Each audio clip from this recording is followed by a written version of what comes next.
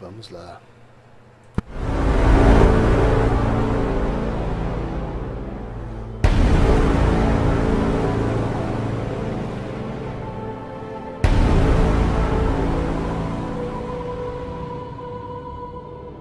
Saudações. Bom, o vídeo de hoje é sobre um assunto que eu pretendo desenvolver mais detalhadamente nos vídeos que eu elaborar sobre metafísica do sexo. O que eu gostaria de apresentar hoje é um pouco do processo através do qual o indivíduo vem a ser homem, ou melhor, torna-se homem. Pois na perspectiva tradicional, não basta que o indivíduo nasça possuindo um pênis ou que desenvolva um corpo de adulto para que seja considerado homem. Para fins didáticos, eu vou utilizar uma estratificação que eu diria universal. Este modelo, do modo como eu utilizo, foi inspirado em Gilbert Simondon na sua teorização dos processos de individuação. Eu pretendo futuramente gravar algumas aulas sobre os processos de individuação, não só por ser importantíssimo para o projeto que eu compartilho aqui com vocês, mas também por ser muito útil para uma melhor apreensão intelectiva dos modos de existência do homem tradicional. Então, essas aulas nunca foram gravadas. Elas começaram a ser redigidas, mas elas não foram gravadas ainda. Bom, o processo de individuação aparece dividido em muitas esferas, digamos assim. Eu vou apresentá-las aqui, mas do modo como eu as interpreto, do modo como eu as trabalho. Todo ente é um sistema meta-estável. Ele nunca se encontra absolutamente estável, nunca se encontra em repouso absoluto, e sim em uma constante agitação para manter-se o que é. Para continuar existindo, o sistema, que é o ente, objeto, animal, etc., deve operar compensações energéticas interminavelmente. Apenas externamente ele tem a aparência de ser o mesmo. Esta caneta, por exemplo, as partes dela formam um sistema. Estão arranjadas de um tal modo a manter a existência da caneta. As partes se pressionam entre si, se repelem, se atraem. A movimentação dessa caneta. Ela não é estável, mas também não é completamente instável, porque, vejam, o sistema está se mantendo. Seu estado é o de se encontra em um equilíbrio meta-estável.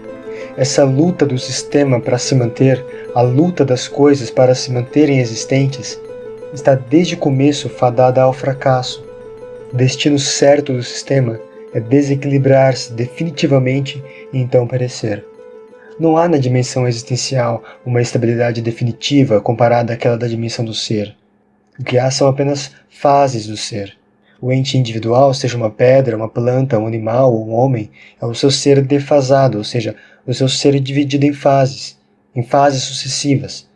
Ele nasce, cresce e morre sem chegar à perfeição. E o único repouso que seu sistema conhece é a morte, que não é um repouso de fato, certo? Mas enfim. Através dessas fases, o ente se individua, ou seja, vem a ser o que só ele pode ser. As fases vão revelando aspectos do seu ser. Nós temos a individuação física, a individuação biológica ou vital, a individuação psíquica e a individuação coletiva. O que eu proponho solenemente, é uma adição a essas 4 individuações. Há uma 5ª individuação. Simondon, como pensador moderno, operando dentro dos limites da sua especialidade, não poderia tê-la conhecido. Esta 5ª individuação, que na minha perspectiva, e acredito poder dizer na perspectiva tradicional, é a mais importante e é a que coroa todas as outras, é a individuação espiritual. A individuação física é aquela que cinge o sistema, determina onde começa e onde termina o objeto, impõe-lhe limites. Corresponderia ao reino mineral. A individuação biológica ou vital é aquela no qual o sistema assume a problemática da busca ou da captura da energia necessária para sua manutenção ou expansão. Tem em si uma divisão funcional do seu corpo. Agora um corpo não simples, mas composto de órgãos especializados. A individuação psíquica é quando o sistema assume a problemática de si mesmo. É quando sua ressonância interna gera uma plataforma de autorreflexibilidade ou de autoconsciência, e ele então pode dizer eu e processar os problemas desse eu, problemas gerados de sua condição existencial de imersão no mundo, numa dada época, numa dada sociedade. É também nessa plataforma em que estão situadas as faculdades racional e imaginativa, a razão e a imaginação. Embora a capacidade de processar informação num órgão central esteja presente em várias formas de vida, é no homem que ela atinge a perfeição. e só no homem o próprio ego aparece nos seus cômputos. Se observados de cima, todos esses individuantes psíquicos reunidos também se comportam como órgãos de um corpo vivo que seria a comunidade. Também o grupo se individua. Com seus gestos próprios, seus rituais próprios, seus símbolos próprios, ele se diferencia dos grupos vizinhos, dos outros. Com sua língua própria, ele diz nós, diz eles. Esta é a individuação coletiva, que constitui como que uma piscina no interior da qual os individuantes estão imersos. Então, essa individuação coletiva, ela cinde o nós e eles. Através dela que um grupo se diferencia dos outros grupos. Constitui um dentro e um fora, um nós e eles. E os indivíduos carregam essa marca, né, do nós, através das suas vestimentas, através da sua língua, através dos seus costumes, através de sua tradição, isso em sentido antropológico. Naquela água vão levando a cabo seus processos de individuação particulares. A comunidade é como uma esfera, uma membrana protetora, ou, para se expressar pelas analogias da paleopolítica, um útero artificial. Isso é muito importante. No qual os homens podem continuar, fora do útero materno, do qual foram expulsos, a sua gestação interrompida. A comunidade é o forno dentro do qual os individuantes psíquicos vão se individuando, mas não a sua própria sorte, e sim conforme os modelos da memória coletiva. Eu disse, agora há pouco, que o meio coletivo, né, ele serve para o indivíduo como uma piscina, né, que contém ali elementos que são chamados em uma linguagem técnica simondoniana como pré-individuais, e que ele vai, digamos, assimilando, né, sempre para resolver suas crises e se tornar aquilo que ele deve se tornar. Essa é uma boa analogia. Eu falei de piscina, mas também falei aí, vocês viram, uma espécie de útero, né? Um grande útero artificial. Essa analogia da sociedade como uma espécie, ou melhor, da coletividade, né, para ser mais exato, como uma espécie de útero artificial, eu considero, sinceramente, uma das maiores contribuições do canal para essa temática. É uma coisa séria. Eu não estou inventando isso, já vimos isso, de certa forma, em Sloterdijk, né, no mesmo barco que eu sempre cito. Há um texto no Medium que eu escrevi chamado Um Útero Sem Saída, que explica também um pouco isso. Mas enfim, o ser lançado, ele é recebido pela sociedade, e essa sociedade constitui uma espécie de útero artificial, né, que continua a gestação do indivíduo fora do útero da mãe dele, né, até que ele consiga se libertar, né, desse útero artificial através do rito de passagem. Então, o segundo nascimento, né, melhor, o rito de passagem, ou os ritos de iniciação masculina como segundos nascimentos, esse termo, segundo nascimento, é um termo bem exato para falar disso, né, porque a coletividade serve, de fato, como uma espécie de forno artificial, um útero artificial ali, no qual o indivíduo vai se desenvolvendo até ele romper esse útero e nascer novamente, aí sim como homem. A sociedade como um útero artificial, ou como uma espécie de piscina, né, em que os indivíduos estão imersos, assimilando os elementos que estão presentes nessa piscina para se formar. Eu acho que é uma das figuras mais interessantes e mais profícuas pra gente pensar muita coisa. A condição humana em si, certo? A condição humana em si. Mas também o mundo moderno, porque nós não temos mais os ritos de passagem, nós não podemos mais contar com a sociedade. Nós não podemos mais contar com a sociedade para essa gestação artificial. Então como é que fica? É grave, né? A piscina fornece os nutrientes e os modelos para a individuação psíquica. O individuante psíquico nela imerso se individua. Aqui eu escrevi, né? Eu tô falando no vídeo e tô passando coisa escrita, né? As pessoas que assistem pausam geralmente quando isso acontece. Mas vamos ler isso aí. O espaço fechado da comunidade, esta piscina chamada de forno, concha, bolha, etc. A gente pode chamar isso de muitas maneiras, dependendo do aspecto que a gente quer enfatizar. Fornece os elementos, os modelos, a orientação para a individuação psíquica daqueles que nele foram lançados à existência. Teremos um vídeo no canal, hoje é terça, eu acho que vai ser quinta-feira, no qual Joseph Campbell explica pra gente o uso das máscaras em alguns ritos de passagem. É um vídeo bem interessante, curtinho, tem uns 2 minutos só, mas que permite uma longa discussão. O menino precisa enfrentar um homem adulto que veste uma máscara representando algum deus, né, dessa comunidade. O adulto deixa a criança vencer essa luta. Quando a criança vence essa luta, o adulto então retira a máscara e coloca essa máscara na criança. Agora você é um homem. Esse rito, ou melhor, esses ritos desse tipo, porque são vários e tem ocorrências em diversos povos, a meu ver, ele é um dos mais eloquentes, né, para falar do que nós chamamos aqui de individuação psíquica / coletiva, que é quando a coletividade dá uma forma para a criança, quase literalmente imprime sobre essa massa que é a criança uma forma específica. Isso é realmente muito, muito interessante. Enfim, o fato é que é nessa bolha, nesse forno artificial, nesse ultra artificial, nessa concha, que o indivíduo vai recebendo pouco a pouco sua forma, e o grande momento em que isso ocorre são os ritos de passagem. A imagem do patriarca, do sacerdote, do guerreiro, da mãe, etc. O homem só é homem enquanto está entre os outros e revestido dos símbolos de sua razão de ser. Eu já citei essa frase em umas 5 oportunidades. A culpa não é minha se o cara criou uma frase genial, né? O homem que o mundo tradicional construía e constrói é aquele em que todas essas individuações se encontram harmonizadas, retificadas, estruturadas verticalmente. Não só estas, mas principalmente a 5ª individuação, a individuação espiritual, de que eu falarei à frente. Tudo isso, toda essa hierarquia de sistemas individuantes é incompleta sem a individuação espiritual. Aqui, o homem ou a mulher em seu estado integral é homem ou mulher na composição física, é homem ou mulher na composição biológica, é homem ou mulher na composição psíquica e é homem ou mulher no reconhecimento coletivo. Existe, né, no meio, inclusive tradicionalista, infelizmente, pessoas que rejeitam completamente aquela ideia de que não se é homem, torna-se homem, não se é mulher, torna-se mulher, né?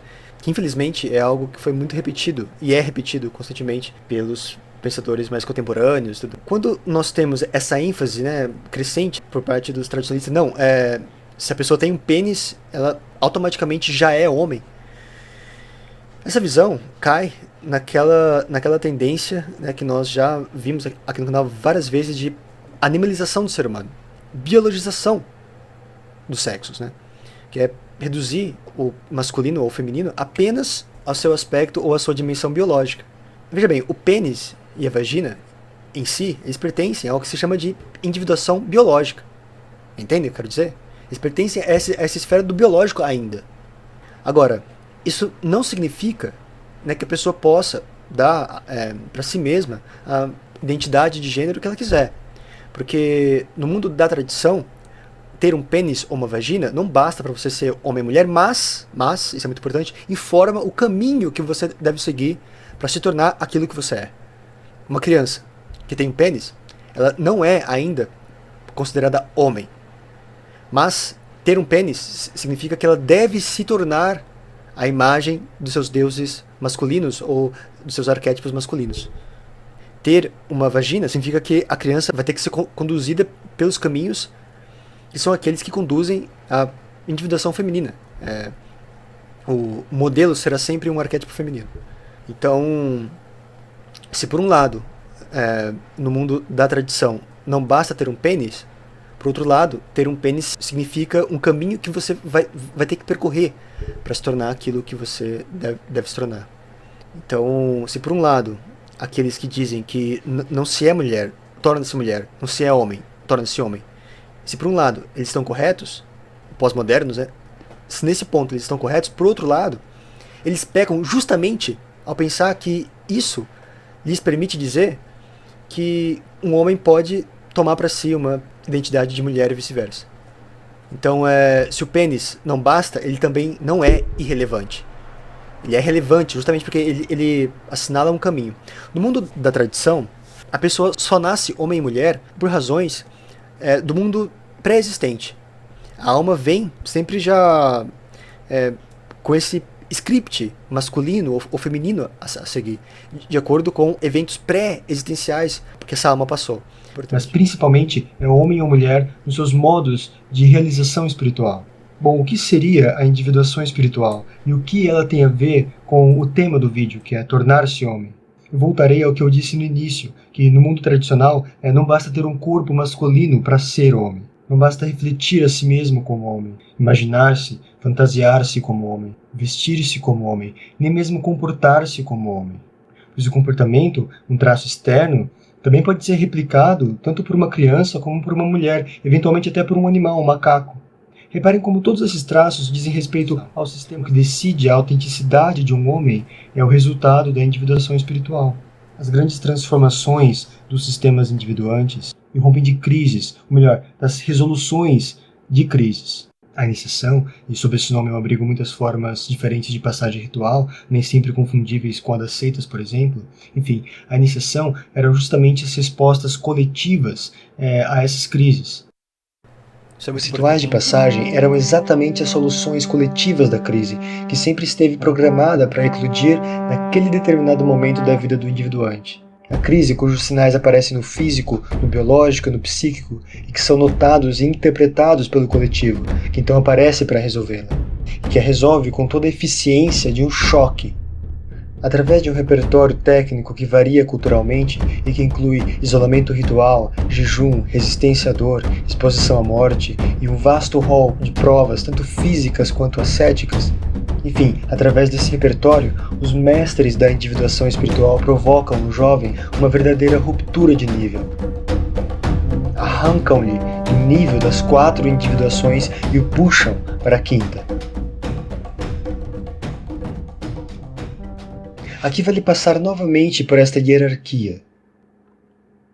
A esfera inferior, a física, corresponde ao que se chama no sistema védico de tamas, a ignorância, a completa ausência de luz, a matéria opaca. A esfera vital, biológica, corresponde a Raya. Cara, isso é muito importante, porque essas esferas todas que nós vimos, né, a física, a biológica, a psíquica, a espiritual, etc., elas de fato têm uma correspondência nessa hierarquia de gunas, né? Nós temos aí uma coisa muito interessante, e só reforça a importância disso que a gente faz aqui. Às vezes eu falo da importância desse trabalho nosso aqui, as pessoas acham que eu tô sendo arrogante, sabe, que eu tô querendo me achar e tal. Mas, cara, perceba como faz muito sentido tudo isso. Veja bem, um filósofo do século XX construiu uma teoria que bate com certos tópicos, com certas formas de classificação do mundo tradicional. Eu não acho que seja pouco isso, cara. Eu acho que isso já seja um indício de que há muita base para isso que a gente está fazendo aqui. A paixão, a vontade, o impulso, o movimento. A espiritual corresponde a sattva, pureza ou virtude, mas cuja raiz sat se traduziria por verdade. A psíquica, situada esquematicamente entre as duas inferiores e a superior, não corresponde a nenhum guna especificamente. Pois o psíquico não é algo como uma realidade positiva, e sim relacional. Ele está sempre atrelado a tamas, rajas ou a sattva, e moldando-se de acordo com o guna a que ele se encontra atrelado. Os rituais de passagem, assim como os rituais de iniciação, enquanto realizadores da individuação espiritual, retiram o sujeito do governo de tamas e de rajas e o elevam ao de sattva. E é então que se dá a plenitude de sua virilidade. O individuante então se reencontra com o princípio solar e urânico, ou seja, com o princípio masculino do qual procede, que ele traz consigo, latente, desde a pré-existência. Ele então manifesta essa potência, desvela sua plenitude. Ele agora é um homem no sentido mais pleno do termo. Antes era homem apenas em potência, agora é homem de fato. A iniciação era como um segundo parto. Na verdade, sob certa perspectiva, a iniciação era o parto principal, era o parto de que o nascimento biológico era apenas uma etapa preliminar. Nascer com um corpo masculino é possuir essa potência, mas ela não se manifesta, digamos, sozinha, e sim precisa de estímulos bem determinados.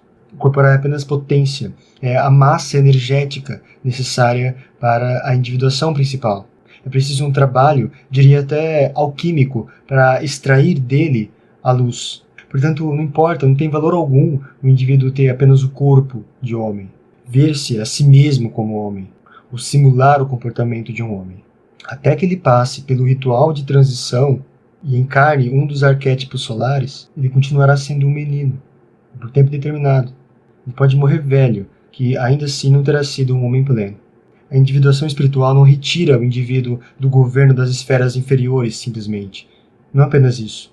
Mas ao fazê-lo, ele retira o indivíduo da identidade com a criança e a mulher, por exemplo. Em algumas sociedades, a cisão é tão radical, tão profunda, que chega-se a ter uma língua exclusiva para crianças e mulheres e outra língua exclusiva para homens.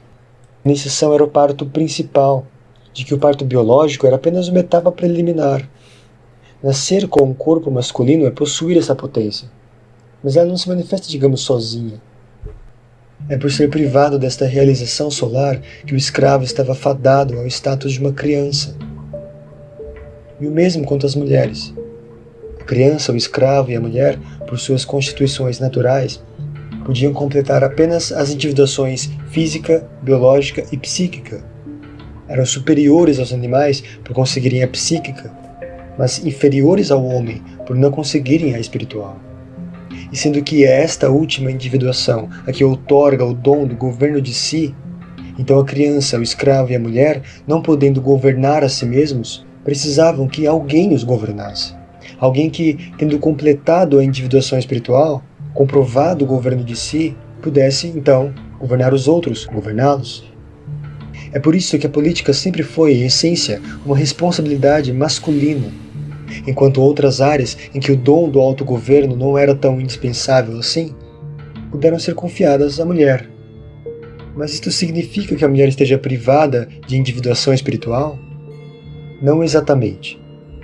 Na série que pretendo fazer sobre metafísica do sexo, eu darei detalhes sobre como fica a mulher espiritualmente nessa situação. Mas por ora vale dizer que a natureza feminina é essencialmente relacional. A mulher não pode realizar a individuação espiritual por si mesma, sozinha, como o homem pode. Como o homem pode, por exemplo, indo meditar no deserto ou sentado debaixo de uma árvore. Pois por sua natureza ela está presa visceralmente, inseparavelmente ao biológico. Razão pela qual as mulheres não eram aceitas em ordens ascéticas, inclusive no budismo original. Não só no budismo, mas em muitas tradições se diz que a mulher é incapaz de se desprender de dois instintos, o sexo e a maternidade. É impossível sequer imaginar uma mulher fazendo o que Siddhartha fez ao virar as costas a seu filho e buscar a liberação. Mas calma, se você é mulher, não se irrite. A mulher tem suas vias próprias de realização da individuação espiritual. Como disse antes, a natureza feminina é relacional. Isto significa que sua via de realização própria é a adesão amorosa ao homem. A lua não tem luz própria, mas precisa receber sua luz do sol. Tensionando-se ao polo masculino, agarrando-se a ele, a mulher consegue atingir, através do sucesso espiritual do homem, sua própria individuação espiritual. Também a maternidade pode ser uma via para a individuação espiritual da mulher, mas não temos tempo para falar disso agora. Bom, disto que eu falei, deduz-se que, com a ausência dos rituais de passagem, nós então não temos mais homens? Sim e não. De fato, na ausência desses rituais, diminui-se drasticamente a presença de homens de verdade no mundo. Por outro lado, há muitas situações em que a coincidência de determinados fatores pode desencadear uma individuação espiritual viril aparentemente espontânea. O caso da guerra é um exemplo.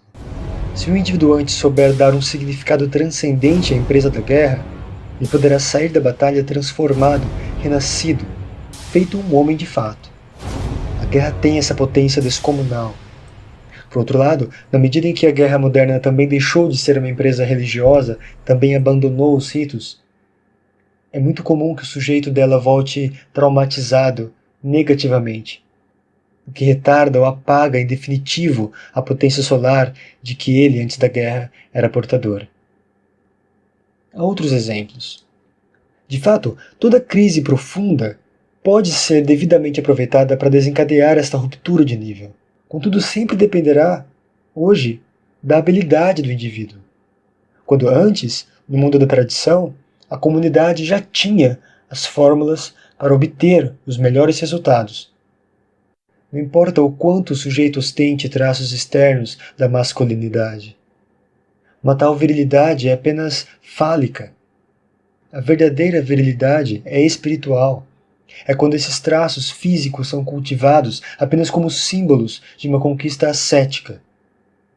Um homem com corpo másculo, mas que não realizou a potência solar velada neste corpo, é como uma criança. Enquanto o homem que tenha realizado essa potência, mesmo que não ostente um corpo tão másculo, ele encarna o princípio da virilidade mais perfeitamente do que aquele homem. O princípio masculino da soberania está presente e atuante nele. Sem precisar usar força física, ele governa tudo em volta, só com o olhar, com a força do seu carisma espiritual.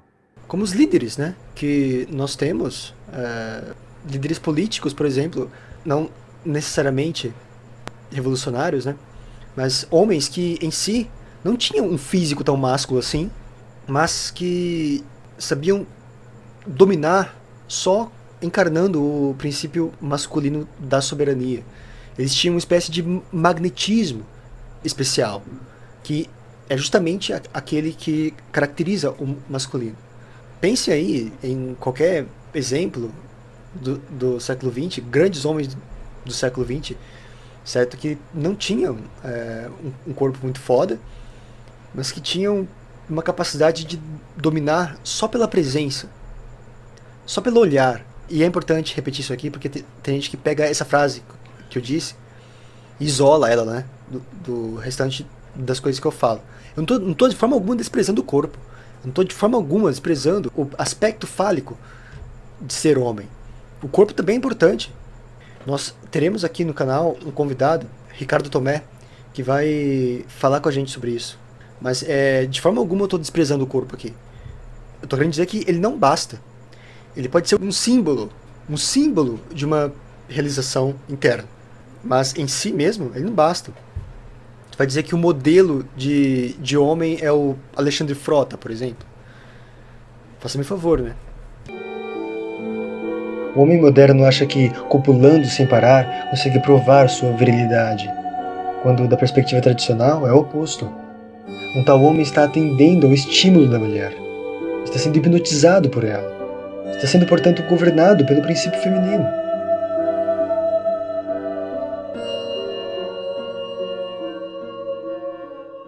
A moral da história é que não se é homem, ou não se é homem pleno, sem a individuação espiritual.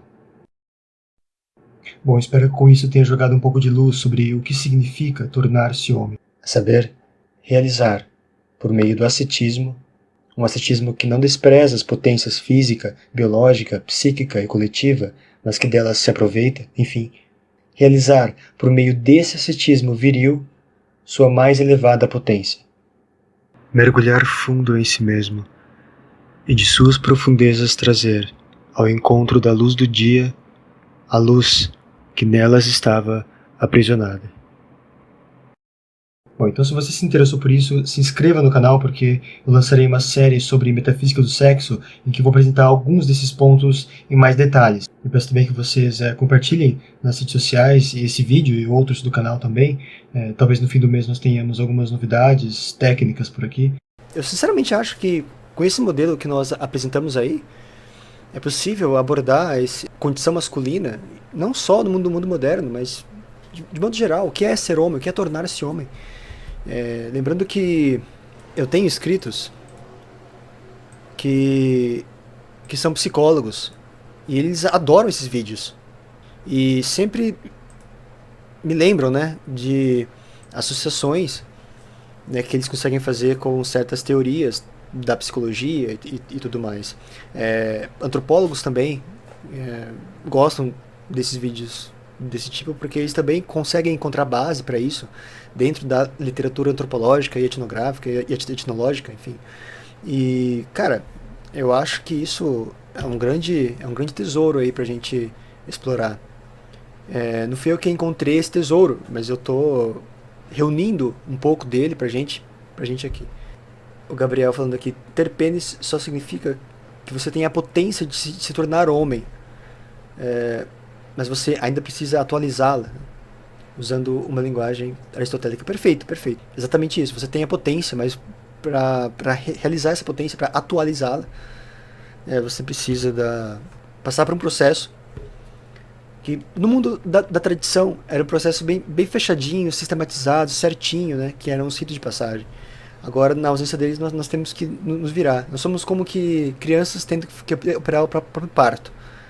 Eu acho que essa metáfora, ela surgiu agora aqui de improviso, enquanto eu comentava. Eu acho que no fundo é mais ou menos isso, né? A gente tem que operar o próprio parto.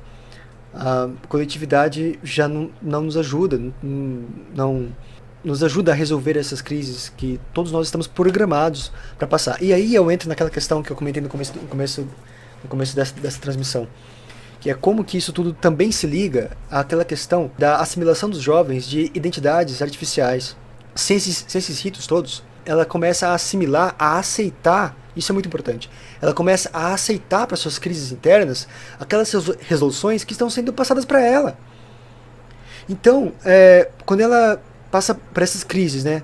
Olha como é difícil tornar-se homem e tudo mais.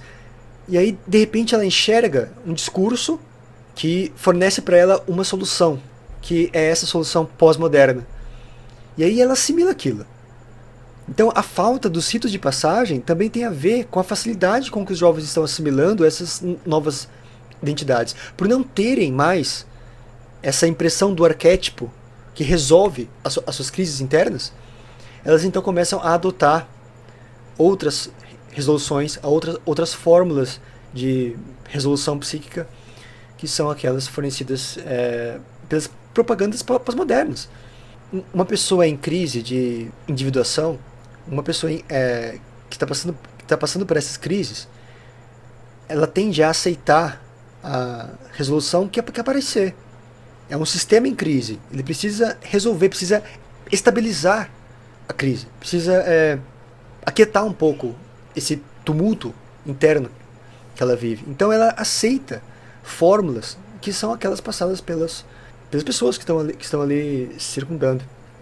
Então essas novas identidades de gênero e tal, elas surgem justamente para resolver as crises que os homens não estão conseguindo mais resolver, porque nós não temos mais os ritos. Vocês conseguem perceber, como eu estou percebendo, a relevância disso tudo? Como é que isso tem um alcance para além desse próprio tema?